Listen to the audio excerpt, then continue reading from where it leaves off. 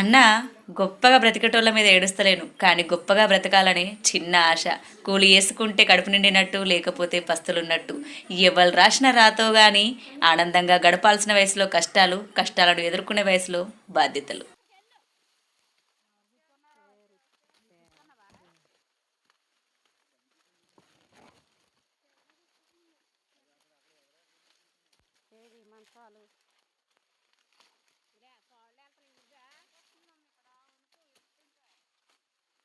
ఎక్కడ వణుకుతుంది?